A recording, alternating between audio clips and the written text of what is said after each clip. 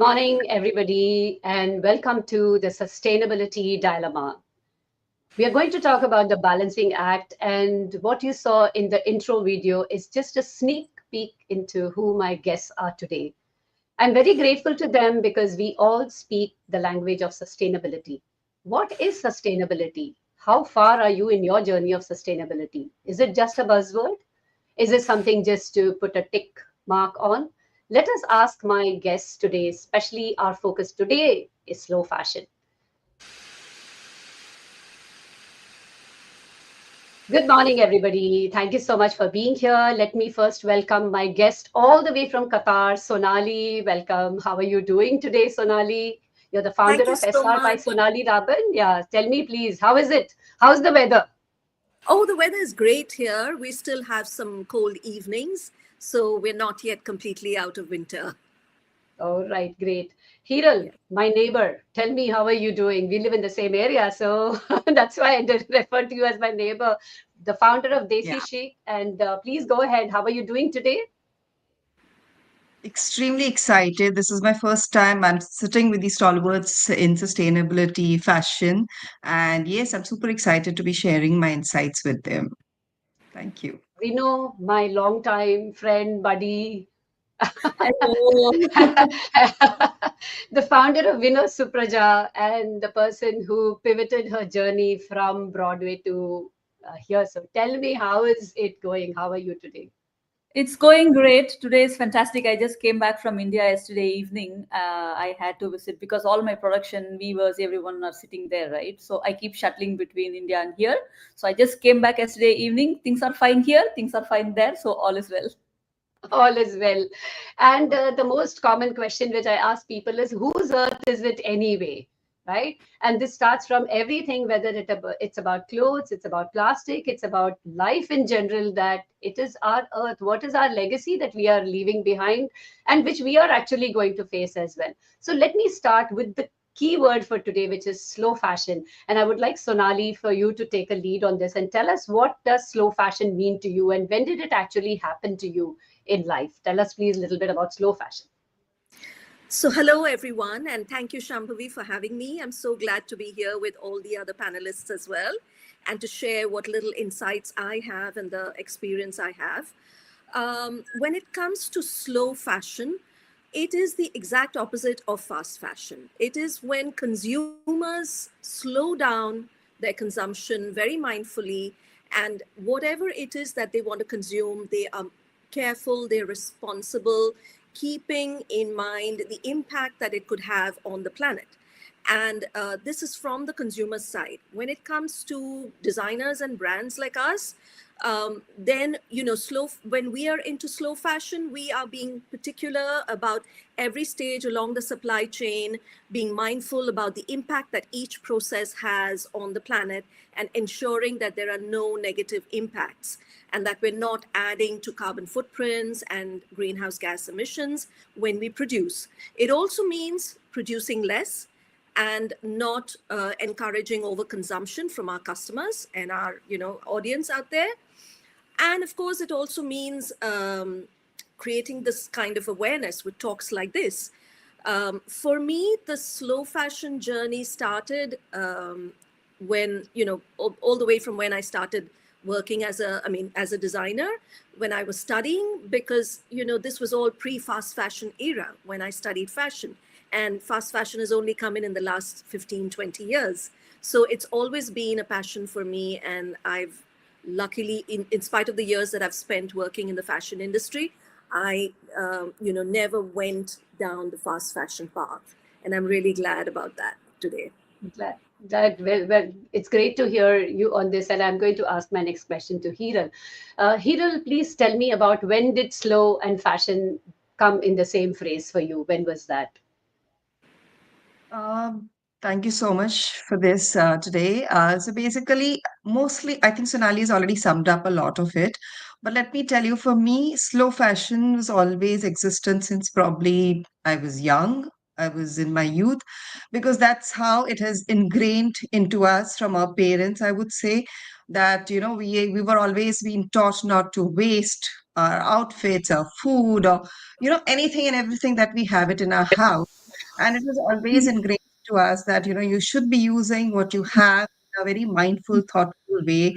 So even when it comes to the outfits, when it comes to the dresses, it was the same. I always had, in my mind that I have to reuse, refurbish, remodel my outfits, and that is actually the motto of my brand as well. And yeah, it has always been there. I mean, not that it has come later into this journey or something like that. It was ingrained. We all have been doing this for ages.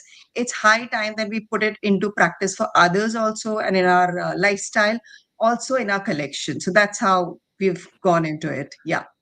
Yes, you are right, Hiral, when you say that this has been a part of us. Except that maybe we are talking more about it, like Sonali also mentioned. Yes. And my next question for Vino is, Vino, fashion and slow are not really associated. Fashion is more about what is the latest and what are things, and slow. And then again, you are people who are actually trying to run a business from this. And so, what are your thoughts on when have we started accepting fashion with the same phrase as slow? Actually, fashion was slow earlier. We have started associating fashion to be fast very recently. I would say 20, 25 years maybe. That's when it started, and it started getting faster and faster and faster. And I don't know where they are heading towards, because every week a new collection is coming. And then, so what happens is fashion business as such is becoming an arena for big players to play. Small brands are suffering because we don't have the muscle power or the manpower or the money power to chunk in, to churn out collections week after week, right? But what we as a collective, all of us, are telling the world that you don't have to be that fast. Forget fashion, in everything in life, you don't have to be that fast. What you wear, the brands you possess, or what are the things that you accumulate in your house, these things doesn't matter. Who you are as a person matters. So go back to the minimal way of life that you were living earlier. There are legends who have followed like minimalism, like for example, say Mahatma Gandhi, whose outfits we still remember, no? We don't remember the fashionistas of those era and what they wore, but we still remember what Mahatma Gandhi wore, what Mother Teresa wore. They didn't change their garments like, for every single appearance. They are still remembered. Their style is still remembered, right? So that is exactly what we are emphasizing to everyone, saying slow down, it's okay. In terms of and fast thing. and you have a fan here. Wonderful, Vinoka. Anna Purkudi. Do you want to acknowledge your fan here? Thank you, Anna. Thank you. Okay, so as people may be aware, and those who are watching now or those who are coming back later, you can still continue to pose your questions and queries. And I'm the next set of questions at which I would like to add is, which I would like to ask is, you have businesses. All of you have businesses. Everybody needs income to have a business. I know Vino has a style where she speaks about that. You've worn your garment 30 times. Sonali has a style where the brands are very, very where the designs and dresses are very, very made very conscious, thoughtful, and to be retained. And this is the same thing which Hiral is also telling her audience, that you need to, don't keep buying. You don't need to buy. Then, as a business owner, how would you encourage more people who are in this industry of having boutiques or designing and bringing it to the customer? How would you encourage them? What would be those words and those cues which you would like to tell them? And we can start with Hiral. What would you like to tell more people who are in this industry as to what they should do to maintain revenues, business, and sustainability, and at the same time, uh, give the customer what they want?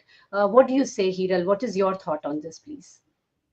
I'll start with myself first. So basically, I would want that, each client goes back happily whenever, they are purchasing an outfit. They know they're going to use it again and again. So I'm going to teach them about this styling. I'm going to teach them how to style each outfit multiple times and making it into a different, outfit altogether. So same ways I'll say, and I'll tell all the designers that if you're making an outfit, please keep that in mind, that client wants to use it again and again, but they want different looks. So make it in such a way, design it in such a way that they can reuse it differently, and they're still happy that wearing a different outfit. Because right now the world is all about social media, their look on social media. They want to maintain different looks, they want to look differently, and they don't want to appear repetitive whenever they are, wearing an outfit. So in that case, teaching them how to style an outfit makes a lot of difference. And that's what I suggest, that every one of us should actually teach them, make them understand it's not about buying outfits every time, it's all about how you style them. So yeah, that is what a style guide is always required. That's what I would Thank you. suggest. Thank you so much. Yeah. Sonali, what about you? What do you guide and how do you tell people? And I love your designs, by the way. They are so gorgeous. And Thank they are you. flowing and they are good and they just, it's amazing. Just tell me, what do you, and you share what goes into the making of it also with your audience. So tell me a little bit about what is it. You're also the people who wear your designs. I feel somehow that they are probably, thought leaders and leaders in their own communities. How do you go about, what would you tell your someone who's just beginning in this journey of designing or in having a boutique? What kind of advice would you give them? All right. So first, let me, like Hiral, I would like to speak first about what we do at the brand.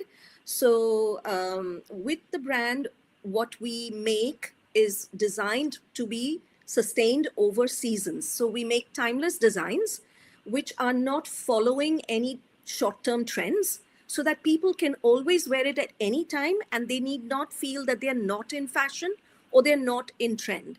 It's, the idea is embrace your own style and don't follow these kind of short-term trends. In fact, invest in the pieces that we make, like the pieces that we make, which are seasonless, which are timeless, and you don't need to feel that you are not looking good. And like you said, our cuts are very, very inclusive. We want it to work for everybody out there, every body shape, every age, every kind of person, and for it to be flattering on all of them. So that's the concept behind the pieces that we make. And like you said, we're very transparent about the process, the artisans we work with, where the fabric comes from, where the embellishments are done, and how we produce. And I've had clients who have kept their pieces over years and have come back and told me how they still love to rewear those pieces. So basically what I tell everyone and is that normalize rewearing.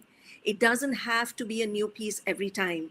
You can rewear the same piece if it's of a timeless design, if it's made well, of high quality, and not following short-term trends. And this is what I would tell, and I do tell my students when I teach, and I also, when I mentor, young brands, entrepreneurs that are just starting off, that work towards creating sustainable design, work towards, creating timeless design that is of high quality, that people can use over and over again over a long period of time, and that does not force them to buy and discard very quickly and go back to buy again, because, when it's not made well, it's not going to last.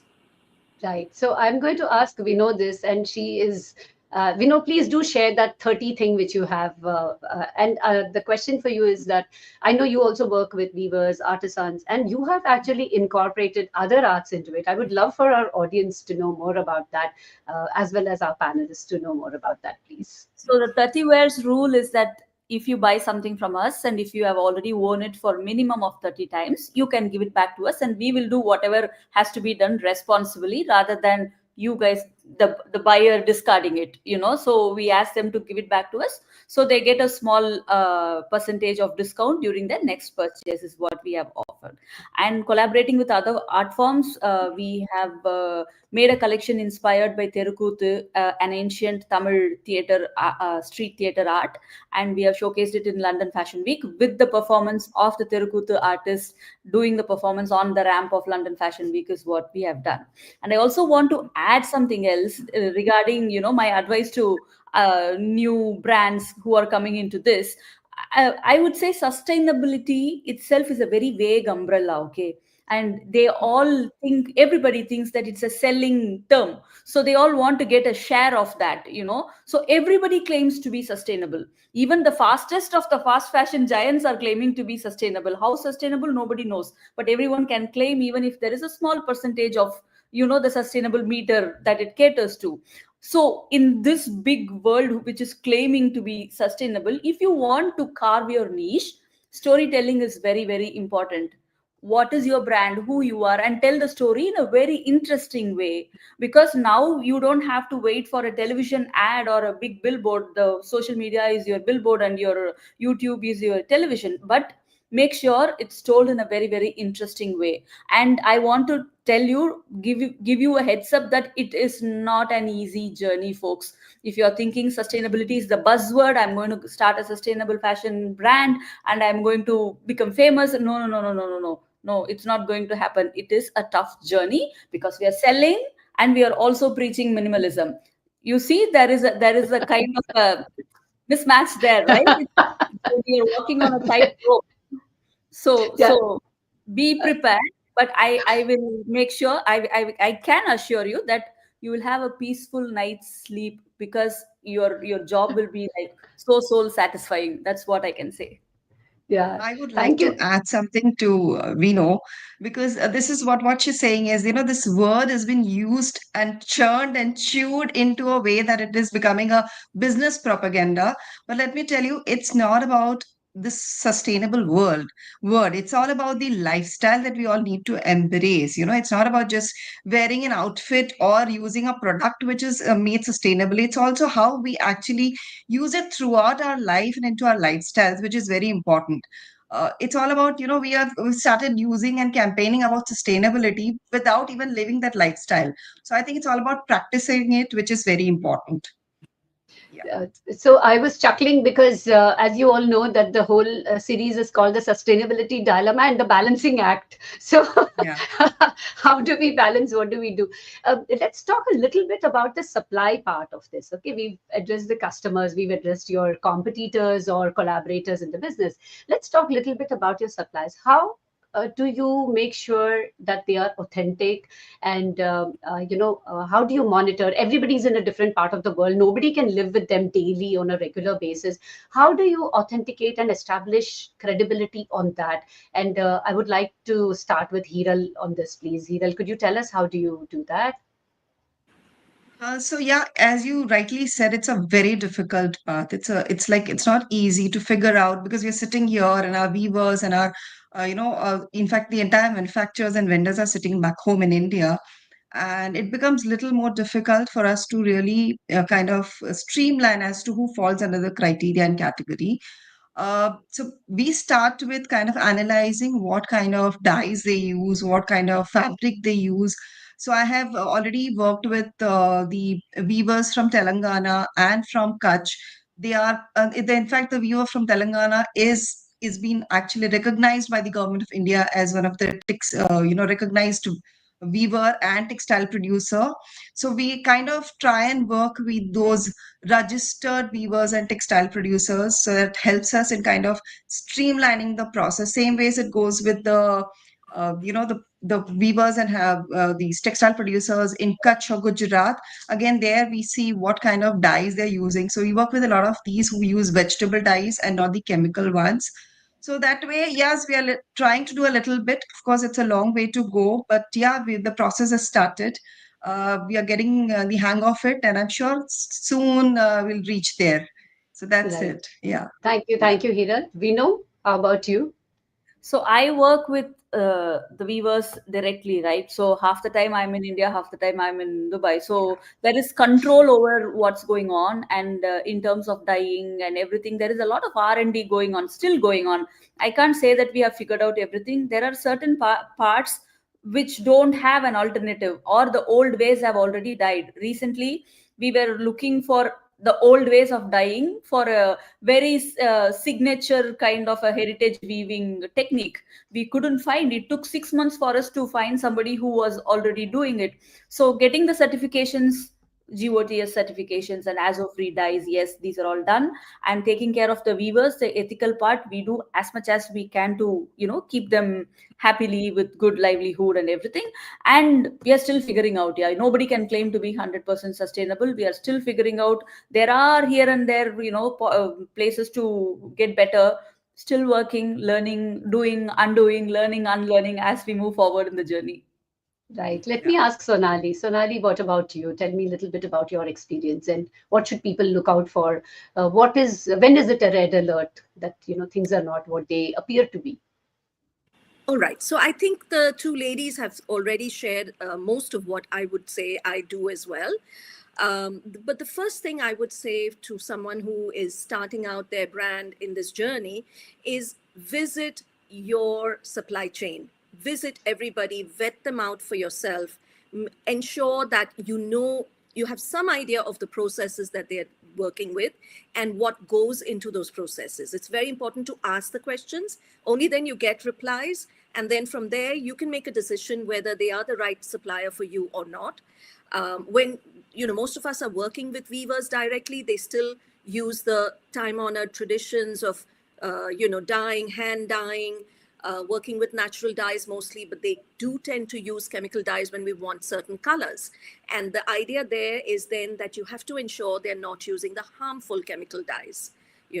So these are little things that we can do, little baby steps. I mean, there is still a lot of innovation and R&D going on there, and it's not been scaled up to reach everywhere. It's still in a very, very small scale. So for all of us to have access to that makes it difficult. And every time you are going that extra step to ensure that at every stage you have mindful production, it all costs that much more. And since we all produce small quantities, we don't have that economies of scale either. So there again, your balancing act, how do we keep that balance of being competitive in the market, as well as offering you something that is truly ethically produced? So yeah, this is what I would like. Thank you for that, Sonali. So a question for which I'm just thinking, and which I was also reading up on yesterday when I was preparing for the session, was that okay? So you make all these beautiful clothes in a very ethical way, and you're telling people that you should have a legacy, and you should be able to hand over these clothes. But then there is some maintenance which is required of these, right? So somewhere I said wash less. I mean, living in a place like this or coming from a culture from where we are, how do we wash less? You have to wash every time, at least, when you are, especially with the weather conditions. And then you are giving all this advice. And then there are these chemical based detergents and soaps and stuff, which is probably just washing away everything. Forget about greenwashing. This is just whitewashing all your work, which has been done. What kind of care instructions do you then say? And this is just a general question. Anybody can answer. Please go ahead and tell me. What would you, and talking about colors, we have here somebody who's saying Manav are called planet friendly colors. All right, so is that an acknowledgement for you, Vino? Yeah, thank you Yeah, very much. thank you, thank you. Yeah, thank you. Please if you could be a little bit more specific on what you're trying to say, we can highlight that and try to address that. So coming back to the wash, what are your general instructions, and do you face such problems that people just kind of go ahead and do something and then come back to you and say the dye has disappeared? So, can I answer this? Because I Yeah, happened please. to face this yesterday itself. So there was this client. So it's we all know that indigo is a color that bleed. It's very common. If somebody says that my indigo is not going to bleed, then definitely it's not indigo. It's something which is it's not possible, right? So there is this client who came and picked up an indigo outfit from me, and she's like, "How do I take care of it?" So I told first thing is, please wash it in the salt, cold water at home if it is possible. Do it repetitively. It may bleed color, but let me tell you, it becomes the softest fabric. You know, the best part with all these fabric. I'm sorry about the alarm which is going behind, but the any of these outfits that we are talking about, the sustainable ones, which is mostly into cotton and jute and stuff, every wash increases the beauty of the outfit. I would actually put it that way. You love to wear them over and over again because its texture enhances, its softness enhances. In fact, I've come across clients who also says your wax dyes are seen and the print is not symmetrical. So let me tell you, that's the beauty of the outfit, that because it's handmade, so the wax dyes are going to be there. You need to wash it and I'm sure they'll go away. Only thing is how you wash it at the first couple of washes, that makes the whole lot of difference. And yeah, I mean, as you said rightly, washing with the lighter detergents will always help. Nothing else can be done. I mean, that's the only way. Yeah. Any tips that you give, Sonali, to your audience, especially if Yes. you have embellishment and all? So please, maybe you want to say about that. Yeah. Yes. So there are options. When you dry clean as well, you can tell your dry cleaner to use less chemical and to use eco-friendly chemicals in dry cleaning, and to do a delicate dry cleaning cycle. All right. So this is what I tell my clients, because with the embellishments, there's no way that you can put them in the machine. And with certain fabrics, also that's not possible. So either hand wash at home. Otherwise, if you have to do a dry clean, then you don't need to dry clean after every wear. You can Yeah. wear it a few times and then wash or dry clean. And also, the one thing that I tell everybody is, please do not use a dryer. That kills every fiber, dye, fabric, outfit. You are just killing your outfits with the heat, and you're overusing, over consuming energy there, and you're just killing your clothes. So just, care for them. I mean, cherish them and care for them a little bit, even in the way you wash them, you know. So Thank air dry, hang to dry, or flat dry, naturally, that is the best way, by not putting it into dryers. What about you, Vino? What do you have to share? What do you tell So your? not just for sustainable clothes, to sustain the clothes that you're already owning in your wardrobe, reading the care label is very, very important.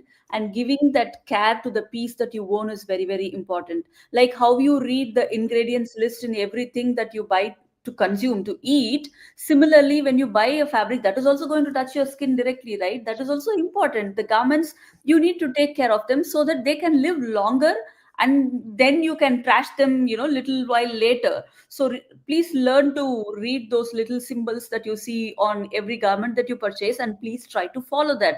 I mean, I remember my days when my mother used to wash all her cotton saris, and then put starch in it, and then drying it in the backyard, and that was one day job for her. She used to take care of them so well. I still own her saris after like some 30, 40 years. So if you want to leave back a legacy, and if you want to save this planet, please read that tiny little label that's attached to your garment. It will have some little symbols.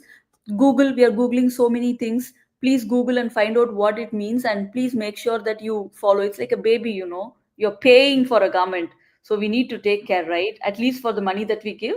So please Right. read and do what is So necessary. yeah, so I think even for upcoming brands or people who want to, dabble in business and talk sustainability, making labels probably and giving instructions, written, clear instructions could actually also be a guideline. And we have this question here from Manav Arcot, who asked earlier. It says, can there be a culture shift? Can we ask people to wear white or pastel shades more? Fashion leaders can easily the masses, and they can this thing the herd the mass in that direction. This is one, and then there's a next comment from says the decision of banning harmful color purely in the hands of government. They did that in Tirupur. A lot of business closed post that. So let us address this Can I pastel colors. Yeah. can I address that, please? Please, yeah, sure. Okay, I've been waiting to address that comment there. May I ask, first of all, why should there be a cultural shift? We are trying to sustain our cultural traditions and our heritage. All of us in the slow fashion business are trying to sustain our craft and our culture. And our culture has been all about color always. I mean, Diana Freeland, she said that pink was the navy blue of India. Why should we shift to pastels? Why should we shift to white? Why should we ape what the West is doing? Please tell me that. That's Please. And how yeah, is that going to save the planet? Please yeah. tell And me that. Hiral, what about you? What do you say about this? No, I mean, I completely appreciate his comment, but as we say, our culture is all about colors and how we bring vibrancy to our attire. And without colors, I'm sorry, that's something which I would definitely not recommend. Yes, we can look at the ways of bringing in the natural dyes and the ways of bringing dyeing the outfit or the collection in a with a more sustainable way, but going completely white or pastels is not the idea, I would say. No, that's not possible. That's not what we are. We know. Yeah, we belong to the land of colors. We are known for colors, Of course. and we wear every color on earth. We used to wear them earlier as well without doing any damage to the earth. All we have to do is shift back to the old ways of living. Very simple. Correct. That is where the cultural, not shift, I would say, reshift to the old ways. Just do what we were doing earlier. So no, no, no, no. Don't take out colors. We all have to wear every color on the rainbow, and even everything in between all the seven colors. Very true. So, Yeah, Madhav, yeah. I sorry, you are outvoted here by the ladies that we want our colors. What I would say is maybe we could do, have research and development and maybe some more funding towards that, whereby we can go to more natural dyes, natural colors, explore that premise rather than say that this is an option, because not everybody is going to choose that option. No, and not everybody is going to be talking the same language. And yes, we are a cultural society. And we have another comment here from Faiza Abdul Nazar says the same goes with our handmade, hand block printed quilts and sheets as well. Always advise my customers to do a gentle machine wash or even a quick rapid wash setting for 15 minutes. Thank you so much for sharing that, Faiza, and for being here and listening to our very important conversation, because for each of us, sustainability is life. It's not just about a part of life or a component of it. We all live our lives. And I think it's become an addiction at this point. I can almost say that, because anything and everything I see, I'm just looking at, okay, this is not sustainable. I'm not doing this. And having said that, it's not that we don't print papers or we don't buy other types of clothes or we don't. And that's why it's a balancing act. Where can I make a choice and where I can't? So very quickly, is there anything else? We are already 32 minutes into our conversation. And I want to thank the ladies. I want to thank everybody who's watching us now or anyone who's going to watch us later. Please let us continue this conversation. And very quick round of anything you thought I would ask and I didn't ask you, something which you would want to share. Addressing the dilemma that we all face, like as you said, we for us this is the way of life, this is our identity. Being sustainable has become part of our lives, our identities and everything. The dilemma happens in several levels in our day-to-day lives, in our businesses.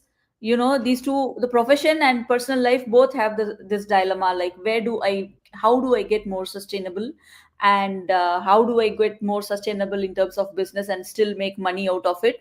These two are, like, I think this is our everyday life. This dilemma is part of our life, and instead of getting paranoid or getting irritated or getting tensed about all this, we just have to accept that this is how it's going to be, because we are not doing a business, we are selling a philosophy. We are not just selling clothes. It's a philosophy that we are trying to spread to masses. So it is going to be the case. All we have to do is come to terms with it and deal with it in the most noble way possible. Yeah, so mass appeal is not always appealing, and we have to understand that. Hiral, anything which you thought you wanted to share, or which you thought I would ask you, but I didn't, and you want to It's share not that about here. you asking, but I really wanted to share something that came to my mind just a couple of days back as well. So I was just thinking that, I was thinking of going back to going and meeting my mom. And so when I go back to my mom, the first thing that it comes is like I want food cooked by her first thing. But more than that, I want to eat in the same plate that I ate in, in my youth or when I was young. My mom still has it, that steel thalis that we had, she still has it. So that is what it is, sustainability, I would say. But do I have something to pass it on to my kids? I doubt. Because, we've all used those glass plates which break, which kind of, or maybe we had fancy melamine plates and all that. But do we have it? No, we don't have it. And that's where I have figured out, okay, when my mom or anything that I have to take back from my mom's house, then it's going to be these things and not anything else. So I would say lifestyle is a lot more important, that we shift our lifestyle, go back to our old times, like what our parents did, how they practiced sustainability without even uttering this word, is much more important than actually saying about sustainable products and sustainable, a collection or whatever it is. I think it's all about lifestyle. I think let's reuse, remodel, and refurbish. That's it. That's what is in my mind. Yeah. Thank you, Hiral. Sonali, go for it, please. Yes. So the one thing that I come across from a lot of people most every time I talk about this is, what difference can I as one person make? And that's the one thing that you have to stop saying, because everybody can make the difference. Each person that takes that step towards a more mindful, slow lifestyle and making the change will make an impact, will have an impact on improving things for the planet. And this planet is not ours, it's of the future generations. So it's the young generations that have to start and make that step, take that step. Each and every person has to do it. And basically, like all the other ladies have been saying on the panel, go back to what our mothers and our grandmothers and our grandfathers were living. Go back to that lifestyle. Just consume very, very responsibly. Be mindful of everything that you're doing in every part of your life, whether it's professional or personal, and the way you live, and make that change. Just take that step. It is just beautiful. And you will, and like Vino says, that, you will go to sleep peacefully, really, because you are doing the right thing. So we have a comment. I thought I would say the last words, but we have Shamira Begum saying, let's normalize sustainability, especially with the kids, as they are the future users of the planet. Thank you so much for that, Shamira, for sharing that thought. And I was reading, like I said, I was preparing for the session, and there was one article which I was reading, some statistics which said that the people who have transformed their lives, okay, and they had certain countries and certain generations, and they said that the millennials are least transformed. And I just thought back, and you've just endorsed it by mentioning your mothers and grandmothers. They didn't need transformation because they were already there. There was no transformation which was required. So somebody who looks at it and says, okay, do they? No, they don't. Same way certain countries were mentioned, that these countries are transformed and these have not. Maybe those countries didn't need, because they were already following the path of sustainability. So anything which you read, anything which you come across, any information, think of it as, what is the value, what is the context, what is the relevance, and then think of how you can apply it to yourself and what can you do. All of us, each one of us, can make a difference, and it is our planet. So thank you very much for your time and for this wonderful discussion. I really enjoyed myself, and I hope our audience did too, and we look forward to more such conversations. Thank you so much, ladies. It's time for me to say bye to you now. Thank you. Bye Thank bye. you. Thank you for having me. Bye bye. Thank you.